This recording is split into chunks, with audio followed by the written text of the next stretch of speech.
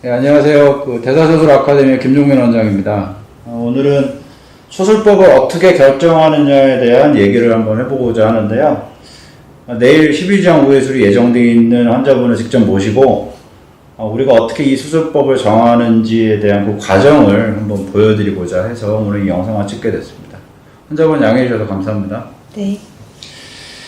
우리 환자분은 3, 4년 전에 임신성 당뇨로 시작을 해서 그 뒤로 곧바로 진성 당뇨로 연결이 됐고 그때부터 지금까지 인슐린 치료만 해오셨어요. 그죠? 네. 그러면 인슐린은 하루에 몇 단위 정도 맞으셨나요? 지금 트레시바를 하루에 80씩 먹고 있어요. 80단위씩? 네. 80단위면 주사기로 재도 이 정도 되겠다. 그죠? 네. 그럼 충남에 있는 뭐 대학병원에서 그동안 진료를 보셨는데 네. 합병증이 생겼다는 얘기를 들으신 적이 있나요? 아니요, 합병증은 아직까지는? 네. 안과 진료도 매년 잘 받으셨고요. 네. 단백뇨 얘기도 들으신 적 없었고 그런가요? 네. 자세히 제 상태에 대해서 얘기 들은 적은 없었고 아직은 합병증은 없다까지만 알고 있어요. 네. 제가 보니까 작년에 담석 수술 하셨다고 돼 있는데 그때 이제 뭐 CT 찍고 그래서 복강 내에 어떤 다른 암종에 대한 검사는 다 돼 있을 거라고 생각을 해서 저희가 이제 복부 CT는 요번에 건너뛰었어요. 지난달이죠. 지난달에 네. 받았죠. 그럼 제가 결정적인 질문을 하나 드려야 되는데 다 아는 얘기지만 수술을 결심하게 된 결정적 이유가 뭘까요? 이게 이제 매일매일 주사를 맞고 약을 먹게 되잖아요. 근데 그게 사실 쉽지가 않더라고요. 또 이제 저는 바늘을 보면 좀 이제 무섭고 좀 떨리고 막 이런 증상들이 초반에 엄청 심했어가지고 스트레스를 많이 받았었어요. 그리고 이제 애들을 생각할 때도 이게 앞으로도 계속 조절이 갈수록 안 되지는데 이제 그러면은 애들이랑 조금이라도 더 오래 살려면 아예 당뇨가 나아지면 좀 더 낫지 않을까. 네. 인슐린 맞기 좋아하는 분 제가 아마 당뇨 치료하면서 못 본 것 같아요. 네. 근데 이제 결론적인 얘기를 먼저 좀 드리면 이 수술에 대한 효과는 잘 알고 계시지만 저희가 수술 목표를 정할 때 모든 사람이 완치를 목적으로 하고 오진 않아요. 당뇨가 좀 오래되거나 당뇨가 그렇게 장기간은 아니지만 상당히 진행된 경우에는 첫 번째 목표가 인슐린을 끊는 걸 목표로 삼거든요. 이 대사수술의 아주 드라마틱한 효과 중에 인슐린에 대한 요구도를 줄여준다는 게 있어요. 그리고 나중에 췌장이 기능이 고갈돼 가면서 인슐린을 쓰더라도 그게 일반적인 약물 치료하시는 분보다 더 늦출 수 있다는 장점이 있거든요. 그리고 두 번째, 인슐린까지는 끊었는데 약을 못 끊는 상황이 있어요. 그래도 대사수술을 받지 않은 약물을 쓰고 있는 분과 비교해보면 굉장히 컨트롤이 쉽고 약 쓰는 양도 상당히 적다. 그 다음에 가장 좋은 그룹은 당뇨 진단받고 몇 년 안 되신 분들은 사실 수술만으로도 완치 효과를 기대할 수 있죠. 근데 저희는 첫 단추는 인슐린 중지부터 목표를 삼는 게 맞아요. 처음 오셨을 때 상태를 다시 한번 우리가 리뷰를 한번 해볼게요. 처음 오셨을 때 당화혈색소가 8.6이라고 말씀드렸죠. 그 조절되지 않는 당뇨 상태에 들어가세요. 저희가 국가보험 기준에 조절되지 않는 당뇨라는 말이 있긴 한데 그 기준은 아직 정해지지 않았거든요. 학회에서도 조절되지 않는 당뇨의 어떤 기준이 명시된 건 없기 때문에. 근데 외국을 보면 당뇨 5년이 넘었는데도 7.5가 넘어가면 또는 5년 이하일 때는 7.0을 넘어가면 조절되지 않는 상태라고 그러는데 8.6이니까 사실은 합병증이 유발될 수 있는 수치로 계속 이렇게 지속적으로 간 거죠. 네, 여기서 이제 부언을 하면 인슐린을 80단위까지 맞았는데 왜 당 조절이 안 됐을까요? 인슐린이 부족해서? 잘 모르겠어요. 환자분들은 인슐린이 부족하다고 하지만 사실은 주어진 인슐린 양을 초과되는 칼로리가 들어갔기 때문이에요. 그리고 그 칼로리를 소진하는 생활 습관이 없었기 때문이에요.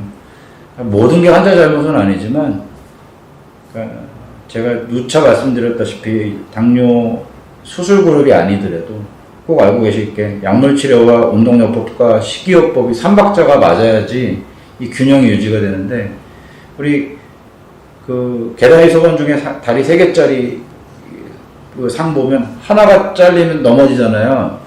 당뇨라는 게 이렇게 굉장히 균형 잡힌 치료 패러다임을 갖고 있어야 되는데 대개는 약 맞으니까 괜찮아지겠지 하는 게 좀 있죠. 이제 결과를 좀 말씀드릴게요. 당화혈색소는 들어보셔서 아실 것 같고요. 네. 혹시 그럼 C펩타이드라고 들어보셨어요? 아니요, 그건. 내 몸에서 지금 인슐린이 얼마나 잘 나오고 있느냐를 알려면 그냥 피검사로 인슐린 뽑아서 측정하면 피검사에서 인슐린 측정하면 되거든요. 근데 실제로 이 인슐린이 굉장히 빨리 간에서 대사돼서 없어져요. 그러니까 측정하려고 치면 좀 실효성이 떨어지는 거죠. 그래서 효과적이지 않습니다. 그래서 의사들이 어떻게 한 방법을 쓰냐면 인슐린 전 단계 물질이 있어요. 프로인슐린이라고 그러는데 요놈하고 C펩타이드라는 물질이 1대1로 붙어 있다가 떨어지면서 얘가 인슐린 되는 거거든요. 얘는 너무 빨리 몸 안에서 빠져나가니까 이 C펩타이드를 측정을 해요.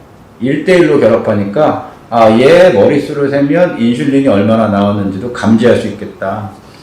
근데 이 C펩타이드 공복대 수치가 1.4가 넘으면 웬만큼 정상 췌장 기능을 보유하고 있다고 판단을 하거든요. 근데 환자분 결과를 보니까 공복 C펩타이드가 3이에요. 좋은 거죠. 예. 그러면 췌장이 괜찮다는 얘기거든요. 네. 근데 왜 여태까지 인슐린을 맞았을까요? 췌장에서 만들어낼 텐데. 사실 이제 처음부터 공복이랑 이제 식후 혈당이 좀 많이 높았었거든요. 임시성 단을 넘어가면서 한 며칠간 똑 떨어졌다가 갑자기 확 올라가지고 그때부터 안 떨어지기 시작했는데 그 계속 가다 보니까 주사량은 계속 느는데 이제 당은 떨어지지 않고 그리고 또 이제 인슐린을 맞으니까 또 몸무게가 조금씩 조금씩 느는 거예요. 네. 많이 확 내지는 않는데 막 1kg, 2kg씩 조금씩 불러나다 보니까 그럼 당은 또 계속 올라가더라고요. 네. 이게 췌장이 괜찮은데 인슐린을 왜 맞았을까? 이에 대한 제가 답을 드릴게요. 공복대 C펩타이드라는 수치가 1.4가 넘으면 정상인데 3.0이니까 정상이잖아요. 그럼 뭔가 인슐린 맞은 거하고 안 맞는 얘기일 텐데 이 얘기는 췌장은 그런대로 아직 살아있어요. 보존은 되고 있다는 거예요. 그런데 실제 이놈이 인슐린을 만들어내는 능력은 떨어져 있는 거죠. 이걸 우리가 전문 용어로 인슐린 분비 능력이라고 그래요. 그러니까 인슐린의 분비 능력치가 떨어져 있어서 그래서 못 만드는 거거든요. 계산하는 법이 있어요. 이 인슐린 분비 능력치의 정상 수치가 0.4보다 좋게 나와야 되는데 우리 환자분은 0.06이에요. 잘 못 만들어요. 그러니까 돈은 많은데 못 쓰는 상황. 췌장은 그런 대로 이렇게 보존이 되고 있는데 이 공장이 돌아가질 않는 거죠. 그래서 인슐린을 만들 수 있는 능력은 있지만 못 만드는 상황이 된 거고 또 인슐린을 만들었지만 몸에서 제대로 인지 못하는 상황을 인슐린 저항성이라고 그러거든요. 네. 들어보셨죠? 네, 들어봤어요. 그러니까 아주 유효적으로 쓰이지 못하게. 이 수치가 정상인들은 1.6보다 아래예요. 근데 우리 환자분께서는 4.5예요. 그러니까 이렇게 보시면 돼요. 예전에는 인슐린 10개면 하던 일을 20개, 30개, 40개를 만들어도 똑같은 효과를 못 내는 거예요. 방해받고 있는 거거든요. 인슐린 저항성의 대표 원인은 내장 지방. 네. 네, 맞아요. 그래서 정리해서 말씀드리면 췌장은 그런 대로 보존 잘 돼 있고 근데 인슐린 만드는 이 공장의 능력이 떨어져 있다. 그렇게라도 어떻게든 만들었는데 또 이마저도 제대로 쓰이지 못하는 저항성의 상태다. 그래서 이런 경우는 위절제만으로는 안 돼요. 이게 우리가 위절제는 먹는 양을 줄이는 개념의 그러니까 섭취 제한식이거든요. 밥통 크기만 줄이는 거니까. 그래서 밥통 크기를 줄여서 살을 빼면 내장지방이 자연히 주니까 인슐린 저항성이 개선되잖아요.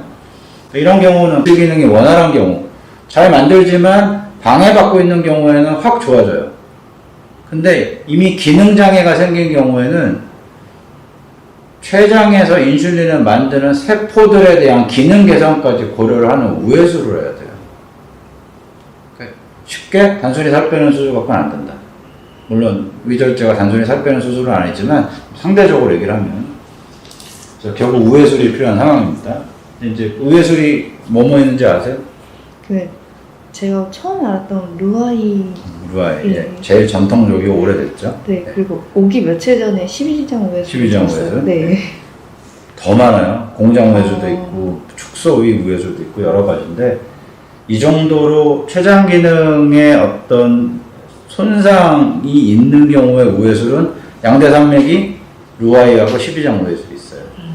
루아이가 활성화되는 1970년대부터니까 아주 전통적인 강자고 국제적인 표준 스탠다드 수술이에요. 당뇨나 비만에 대해서. 근데 궁금한 게 또 있는데 식욕은 어느 정도세요? 사실 제가 식탐이 많아요. 식탐이 많아요. 네. 그게 지금 아주 중요한 얘기인데 뭐 예를 들면 본인의 식탐에 대해서 한번 표현을 해보시죠. 이게 사실 이제 애들 보다 보니까 좀 몰아먹게 되는 경향이 있는데 네. 그러다 보면 살짝 또 굶은 상태에서 먹다 보니까 이 식탐이 조절이 잘 안 되는 거예요. 폭식과 건너뛰기가 반복되는 그쵸. 상황이죠. 막 더 먹고 싶고 이것저것 먹고 싶고 그러다 보면 많이 먹게 되고. 우리 환자분 위내시경 결과에서 식도염 같은 소견도 없고 위 건강했어요. 그리고 식도염의 증상 점수표 작성하셨죠? 네. 그러니까 정상인 수준이에요. 뭐 특별히 식도염이 없어도 역류는 있을 수 있는데 역류를 느끼는 그 횟수가 굉장히 낮기 때문에 그러니까 이 얘기는 뭐냐면 위절제를 하면 식도염이 심해진다고 다들 알고 있잖아요. 이미 뭐 여러 자료들이 있어서. 네. 그래서 식도염이 심해질 수 있는 위절제도 가능한 분이라는 거죠. 그러니까 루아이 수술하고 12장 우회술이 있다 그랬는데 요놈은 위절제하고 우회술하는 거잖아요. 그러니까 이 위절제 후에 우회술도 가능하다는 얘기죠. 위절제를 하니까 식도염이 심해질 수 있는데 가지고 있는 위나 식도 상태가 나쁘지 않기 때문에 어느 거라도 상관없다는 뜻이에요. 식도염이 너무 심한 사람은 루아이가 나아요. 왜냐하면 더 심해질 수 있는 수술이 12장 우회술이기 때문에. 또 질문요. 가족 중에 위암을 앓으신 분이 있나요? 아니요. 위암은 없었고요. 위암을 앓았던 가족력이 있거나 본인이 위암의 위험군이라고 하는 장상피 화생의 변화가 있으면 루아이는 안 돼요. 위내시경은 1, 2년마다 해야 되기 때문에. 자, 그러면 식욕 부분이 하나 걸립니다. 루아이 수술은요, 식도가 끝나고 위가 시작하는 부분에서의 한 30cc 정도, 그러니까 요구르트 하나 정도 된다고 보시면 돼요. 조금 큰 요구르트. 그 정도의 위만 남겨놓고 소장하고 바로 연결을 하는데, 남아있는 위를 대부분은 잘라내지 않습니다. 근데 지금 이렇게 늘어날 수 있는 위 부분에서 그렐린이라는 식욕 호르몬이 나오거든요. 그 음식물하고 접촉하면 자극이 좀 돼요. 근데 음식물하고 접촉을 안 하게 길을 끊어버리니까 분비량이 줄겠죠. 그죠? 네. 그런데 위절제는 이렇게 하는 거예요. 잘라버리거든요. 그러니까 그렐린이라는 식욕 호르몬의 억제는 위절제가 탁월하죠. 그리고 늘어날 수 있는 위를 절단해버리기 때문에 먹어봐야 평만감 때문에 더 이상 못 먹는 제한적인 의미가 더 강해요. 언뜻 보면 루아이 우회술의 위 크기가 적으니까 더 못 먹겠다 생각하는데 그렇지 않습니다. 요만큼의 소장이 위 역할을 해요. 나중에 보면 이 소장이 이렇게 늘어난 사람 많아요. 그러니까 제가 속된 표현으로 꾸역꾸역 드신다고 막 얘기한 게 이 루아이거든요. 어느 정도 배고픔을 상당히 느끼거든요. 식욕면에서 내가 제어가 안 되는 사람은 그래서 위절제를 많이 합니다. 외국 사람들은 칼로리 기반으로 먹어요. 근데 특히 한국 사람들, 뭐 대만 이런 쌀밥 먹는 사람들은요, 포만감을 느낄 때까지 먹는 게 습관이 좀 돼 있거든요. 그러니까 위가 팽창되면서 포만감을 느끼는 건데, 그런 분들은 위절제로 효과를 많이 봐요. 식욕 억제 효과. 그래서 식욕이 언제쯤 돌아오냐면 보통 1년 6개월 정도 지나야지 슬슬 배고파요. 그렐린이 나오는데 잘라는데 왜 배가 고플까? 그렐린이 췌장에서도 나오거든요. 그 보상작용식으로 분비되는 게 나중에 올라갑니다. 그리고 나중에는 저 여기 바나나 모양 있죠? 네. 저 바나나 모양으로 위를 자르는데 한 100cc, 120cc 남기거든요. 350cc 정도로 한 애호박 사이즈로 좀 더 늘어나죠. 그러니까 조금 더 먹을 수는 있지만 그 기간쯤 되면은 뭐 목표에 도달해 있는 경우가 많아서. 그러니까 결론은 위절제는 식욕 조절 안 되는 분한테는 좀 탁월한 효과가 있어요. 루아인은 흡수도 안 되게 하는 기전이지만 식욕 억제 면에서는 소매보단 못해요. 그래서 그런 면을 놓고 종합적으로 보면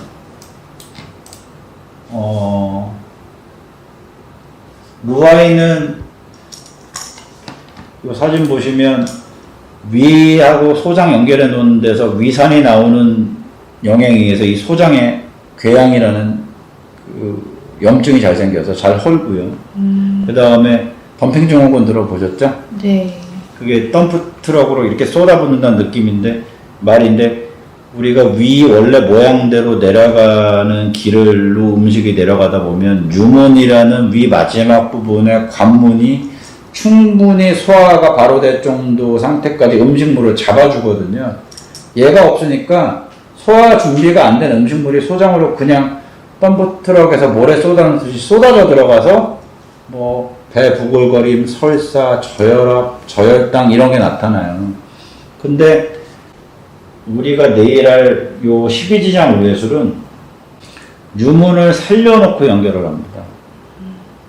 그러니까 덤핑은 없죠. 유문을 살리면 덤핑이 없다는 말이 정설이에요. 또 하나 12지장 우회술은 덤핑이 나타나는 거하고 좀 연관성이 있는데 준비 안 된, 소화가 바로 될 정도로 준비 안 된 음식물이 소장으로 확 흘러 들어가고 또 굉장히 긴 길이를 우회하기 때문에 영양결핍이 오래되죠. 흡수가 안 되니까. 근데 유문을 살려놓음으로 해서 덤핑을 예방하는 효과가 있는 12장 우회술은 또 바로 흡수되는 영양소들이 많기 때문에 영양결핍의 기간이 좀 적고 정도도 약해요. 제일 중요한 거는 사실은 위암에 대한 공포죠. 우리나라가 지금은 갑상선암이 뭐 1위지만 전통적인 1위는 위암이거든요. 위암에 대한 모니터링은 사실 내시경밖에 안 되잖아요. 근데 그 내시경을 40이 넘으면 2년에 한 번씩 나라에서 해주고 어떤 때는 1년마다 하라고 그러는데 이렇게 루아이를 해놓으면 특수 소장 내시경으로 마취 걸고 엑스레이 장비가 같이 돼 있는 특수방에서 한 3, 4년에 한 번씩 밖에 못해요. 몸에 무리가 오기 때문에. 그렇게 따지고 보면 위암에 대한 두려움이라든지 그리고 본인이 갖고 있는 포만감 위주의 식사 습관을 고려할 때 식욕 억제 효과가 뛰어난 12장 우회술이 맞다. 우회술 중에는. 그래서 이제 이 수술의 단점은 뭐냐면 제가 이제 동의서 받을 때 하는 얘기인데 난이도가 문제예요. 네. 여기 보면 그냥 위 소매절제술만 했을 때 누출률. 우리가 제일 이제 신해철 씨 사건 때문에 누출에 대해서는 어느 정도 위험한 걸 알고 있잖아요. 교과서적인 누출률은 4%예요. 교과서적인 출혈률은 3.5% 정도 돼요. 그러면 맹장수술하고 제가 비교를 잘하거든요. 미국 기준의 자료를 봤더니 통원 치료 이상 해야 되는 맹장 합병증의 4에서 15%예요. 그러면 맹장만큼이니까 괜찮잖아요. 네. 5판이에요. 맹장의 합병증하고 위의 합병증은 차원이 달라요. 위는 정말 중환자가 되는 거거든요. 그래서 비만대사학과 학회에서 공식적이진 않지만 권고안으로 합병률은 0.31에서 0.3% 정도 이하가 적당하다. 누출이나 출혈 같은 중대 합병증은. 그래서 경험이 많을수록 이 합병률은 줄고 경험이 누적되면 될수록 뭐 1000명에 1명꼴로 일정 비율로 생기는 게 아니라 오히려 점점 더 안 생기거든요. 그래서 저희가 통상적으로는 0.1%에서 0.3% 이하가 맞다. 이렇게 얘기합니다. 그런데 12장 우회술은 수술이 어려워요. 췌장 있는 데서 소장끼리 연결을 하기 때문에 서로 성격이 다른 소장을 연결하기 때문에 누출률이 한 2.5배는 더 올라가 있어요. 제가 12장 우회술 연결한 사진 하나 보여드릴게요. 제가 지난주 금요일 날 한 분인데 처음에는 위에 붙어있는 요 기름막을 다 떼어요. 여기 내장지방이에요. 그리고 나서 위 유문 지나자마자 한 2cm 정도 되는 데에서 12장의 길을 끊어버립니다. 여기 끊었어요. 첫 길 끊어진 것처럼. 그럼 음식물이 일로 못 가잖아요. 근데 요 12지장 바로 밑에 여기 약간 두부처럼 보이는 요게 췌장이에요. 췌장의 위쪽에서 장 연결을 하는 거니까 외과 의사들한테는 누출이 췌장 주변에서 되면 사실 대박 중에 대박이거든요. 중대합병증이 생길 수 있어서 웬만하면 안 건드리고 싶어요. 그래서 지금도 우리나라에서는 이 수술을 4군데 정도밖에 안 하는 이유가 그냥 루아에 하면 되지 굳이 이걸 뭐하러 하느냐 이런 의견이 좀 아직도 있는 거죠. 요게 유문이에요. 유문에서 2cm 정도 떨어뜨려 놓고 그 다음에 위절제를 합니다. 그러니까 먹는 양 제한하는 섭취 제한식 플러스 저 밑에 있는 2m 아래에 있는 공장을 이렇게 연결하거든요. 네. 이렇게 12장하고 공장을 연결해요. 흡수 제한식이 같이 있는 거죠. 그러니까 루아의 효과를 그대로 갖고 온 건데 위내시경도 그냥 하고 싶은 대로 할 수 있고 그 다음에 유문을 살려놓으니까 상당히 생리적인 기능이 보존되는 이 수술이 어렵다는 거죠. 여기에서 누출률이 다른 수술보다 좀 높다는 거예요. 근데 여기에 이제 경험적인 베이스가 들어가요. 저희가 한국에서 가장 경험이 많은 그룹에 들어가기 때문에 내일 걱정하지 마시고 잘 받으셔도 됩니다. 알겠습니다. 그러니까 수술 시간은 보통 이게 저희도 처음 할 때는 제가 6년 전부터 했는데 5년 전인가 6년 전에 했는데 그때는 4시간 5시간 했어요. 근데 요즘은 2시간 반? 길면 3시간? 근데 아주 비만한 스타일이 아니시기 때문에 제가 집도하는 시간, 마취 시간 빼고 한 2시간 반 정도 생각하시면 됩니다.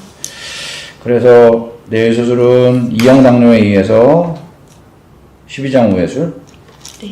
근데 12장 우회만 하고 끝나는 게 아니라 위절제 플러스 12장 우회술.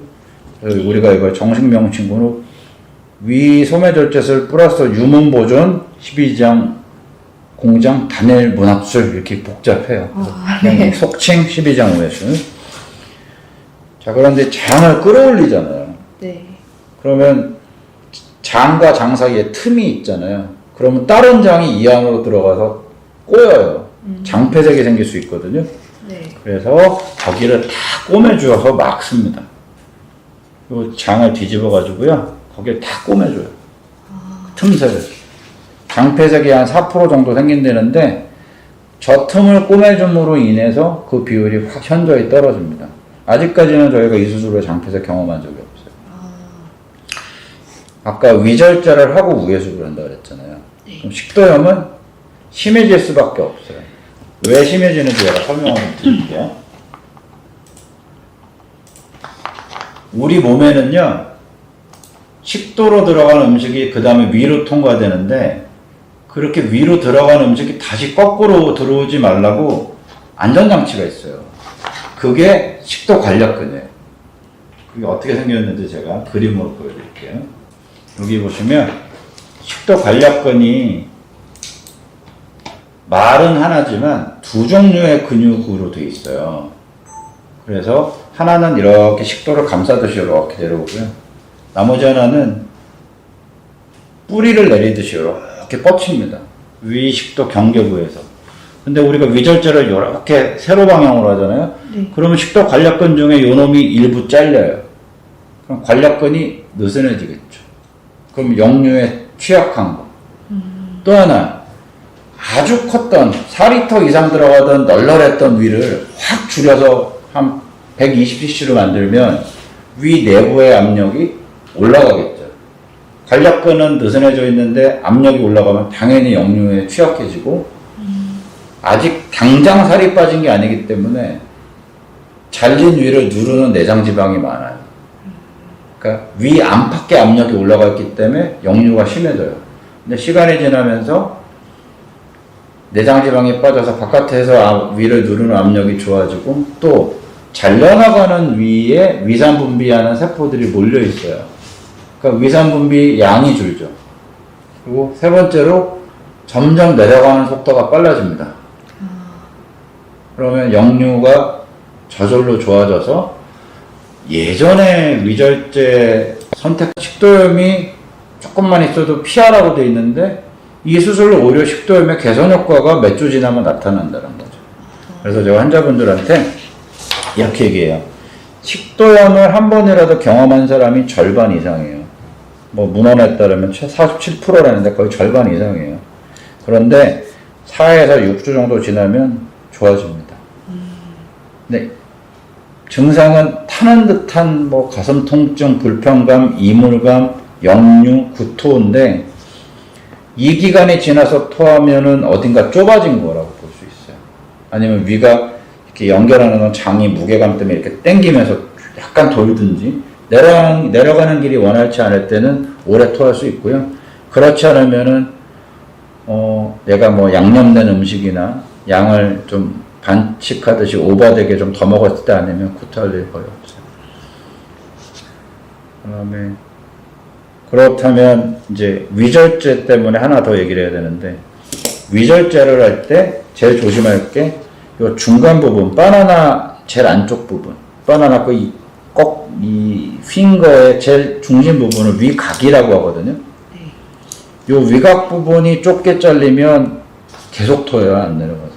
그리고 그냥 제대로 잘랐어도 살이 빠지면서 옆에 지방이 느슨해지면 이렇게 꺾이는 사람이 있어요. 그럴 때는 나중에 한 일정 기간 지나서도 환자가 잘 못 먹으면 여기다 스텐트라고 이렇게 길을 확보해주는 내시경용 와이어를 넣어놓고 한 3에서 6개월 지나면 빼버리는 방법으로 먹는 길을 확보해줄 수 있습니다. 제일 중요한 얘기는 이 수술로 안 되면 어떡하냐는 질문을 많이 받아요. 그래서 수술법 선택이 되게 중요하고 오늘 이 영상을 찍는 이유가 그건데 수술법 선택이 췌장 기능 기반으로 따져야지. 예를 들면 BMI하고 나이 따지고 당뇨 기간 5년 안 됐다는 거 따져서 위 소매절제 수술을 했다면 아마 몇 년 지나서 다시 당뇨가 스물스물 나빠질 수 있었을 거예요. 그래서 제가 오늘 이 수술법을 선택을 했고 이 수술을 했는데도 나빠지는 사례에 대해서는 루아이로 전환할 수 있다고 돼 있어요. 근데 그때는 그걸 우리가 교정술이라고 하는데 보통 18개월 이상 지나서 평가하는데요. 교정술을 할 때 루아이 위 우회술은 위로 남겨놓잖아요. 근데 2차 수술할 때 루아이 위 우회술은 절제하는 스타일로 많이 합니다. 특히 이렇게 12지향으로 가는 길이 끊겨 있으면 절제할 수밖에 없어요. 양쪽 길이 다 끊겨 있기 때문에. 근데 여기까지 생각하지 마세요. 네. 그래서 오늘 이제 정리를 하면 12지향 우회술을 결정하게 된 배경을 말씀드렸고, 환자분한테 부탁드릴 거 2가지. 단계별로 가르쳐 드리겠지만, 네. 이 수술을 하고 살이 많이 빠지면 환자들이 식욕은 없는데 엄청 보상하고 싶어요. 그게 사람이 누구나 갖는 인지상정이거든요. 내가 이만큼 좋아지고 이만큼 체중이 빠지면 위에서 느끼는 허기와 다르게 식욕과 다르게 식탐이라는 주관적인 감정이 생겨요. 보상 심리가. 그래서 사람들이 어떤 일을 벌이냐면 식사 먹어봐야 얼마 못 먹거든요. 네. 그러니까 중간에 이건 식사도 아니고 간식도 아니고 주전부리로 계속 먹어요. 조금씩 조금씩. 그러니까 식사의 개념이 무너지는 거죠. 그거 절대 안 됩니다. 그래서 식사 개념 확실하게 하루에 2끼 또는 3끼. 저는 수술 전에 2끼 먹은 분 수술했다고 3끼 먹이는 거 별로 안 좋다고 봐요. 그냥 원래 스타일에 그냥 적응시키는 게 맞다고 보고요. 괜히 더 먹어야 된다는 강박관념에 사로잡힐 수 있고. 나중에 최종은 근육량으로 결정나는 거예요. 근육은 포도당을 잡고 있는 금고거든요. 얘를 몸 안에 근육 안에서 끌어당겨서 이렇게 저장하고 있는데 근육량이 적으면 둥둥 떠다니는 많이 먹으면 포도당이 더 많이 올라갈 수밖에 없죠. 그래서 복근하고 허벅지 근육을 키우는 운동이 결국엔 최종의 목표다. 그래서 결국엔 우리가 목표하는 수치에 도달을 했을 땐 시컷 먹고는 안 되지만 일반 사람 먹듯이 먹고 운동으로 그 칼로리를 소진하는 몸의 시스템을 만드는 거예요. 그럼 지금과 다르죠. 그래서 어떤 분이 그런 얘기를 해요. 아니 지금도 음식 조절하고 운동하라고 잔소리 듣는 것도 힘든데 그때나 지금이나 뭐가 다르냐고. 수술 이후에도 해야 된다면 합병증과 삶의 질, 그 다음에 나중에 수명의 길이 차이가 있죠. 당뇨 약물 치료는 사실은 내과 선생님들 들으면 기분 나빠하실 수도 있지만 그날그날의 혈당을 잡는 거고 합병률을 완벽하게 차단하는 방법은 사실 없어요. 근데 대사수술은 합병증에 대한 그래도 가장 우수한 차단이잖아요. 입장이 틀리죠. 합병증으로 가고 있는 사람과 합병증으로 가는 길이 차단된 사람이 운동하라는 의미는 다르다고 봐요. 그래서 아이들한테 좀 더 건강한 엄마의 모습을 보여주겠다는 우리가 대의가 있으니까 잘 해내시리라고 믿고요. 매일 첫 2주는 200칼로리 정도 미음밖에 못 먹고 물로 된 식사만 하니까 그럴 때도 매일 걸으세요. 네. 예. 3개월 동안은 아주 뭐 근육을 키우는 운동까지는 강요하지 않지만 그래도 습관을 들이다 생각하시고 매일 약간 숨찰 정도로 1시간 정도씩 걸어주시는 거 습관 들이시면 성공률이 훨씬 올라갑니다. 네. 추가적으로 말씀 좀 더 드리면 저희는 환자 안전에 대한 약물은 다 써요. 요건 뭐냐면 수술 중에 환자 마취 심도가 깊게 돼 있느냐를 환자를 그때마다 깨워볼 수는 없잖아요. 그래서 두 가지로 봐요. 뇌파, 환자가 수면파가 깊게 유지되느냐. 그 다음에 또 하나는 마취 중에도 아파합니다. 아파하면 몸의 자율신경이 자극이 돼요. 이 두 가지로 환자가 아파하느냐 의식이 돌아오느냐로 환자가 깊게 마취되어 있느냐를 봅니다. 그래서 마취 안정성을 좀 추구하고요. 마취를 너무 깊게 했더니 늦게 깨는 사람이 있어요. 그래서 병실에 올라왔더니 숨 크게 쉬세요 막 이러는데도 호흡이 다 안 돌아와서 그래서 근이환제를 몸에서 얼마나 빨리 씻어주느냐에 따라서 호흡의 안정성이 돌아오거든요. 그래서 근이환제를 씻어주는 중화제를 씁니다. 이 비만대사 수술 환자분들이 똑같은 체격이라도 특히 당뇨 있는 분들이 늦게 돌아와요. 그래서 요거는 저희가 그 근이환제 중화제를 꼭 쓴다. 그래서 병실에 올라왔을 때는 자바로 호흡이 그냥 누구나 다 가능한 상태로 올라오실 거고요. 그 다음에 요건 배 수술은 담낭 수술 해보셨으니까 무통 치료 해보셨죠? 요만한 통에다가 진통제를 좀 센 걸 여러 개 섞어서 하루 이틀 이렇게 쭉 들어가게 하는 게 있어요. 아플 때마다 이렇게 누르라고. 안 주시더라고요. 아, 그래요? 네. 요즘 복부 수술은 다 하는데. 그래서 요거를 우리가 일명 무통 치료라고 하지만 환자 통증 자가 조절 장치라 그래요. 아플 때마다 이렇게 누르시라고. 그거 달아드릴게요. 네. 그거하고 28회. 또 하나는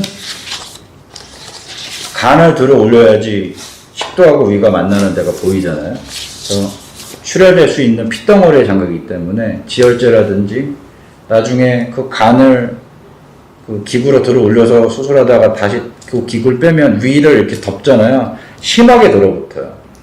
그래서 늘어붙지 말라고 요착방지제 같은 거 꼭 씁니다.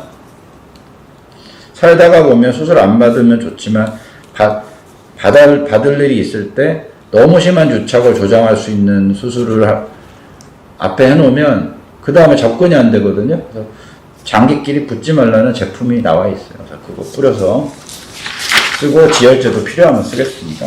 네.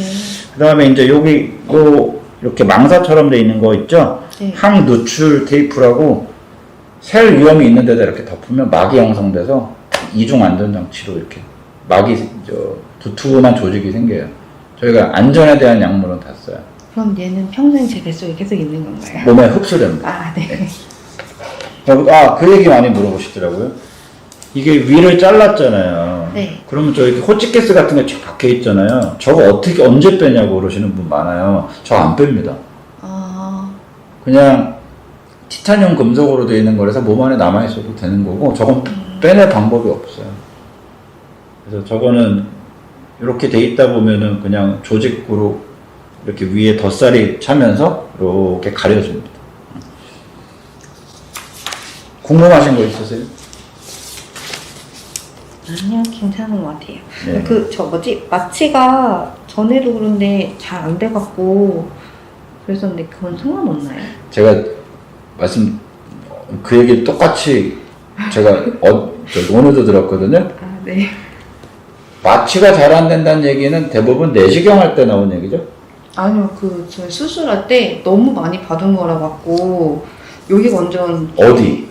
제 담낭수. 담낭을 깰 때 그랬다는 거 아니에요? 아, 그런가 봐요. 아, 깰 때 그 난폭하게 깨는 사람이 있어요. 네. 그래서 저희가 그 이유가 뭐냐면 의식은 돌아왔는데 기도 안에 호수가 들어있으면 이게 겁나 아파요. 이게 정말 상당히 수준급 통증이에요. 그래서 이거 막 빼고 싶어 해서 무의식 중에 막 발버둥 치는 거거든요.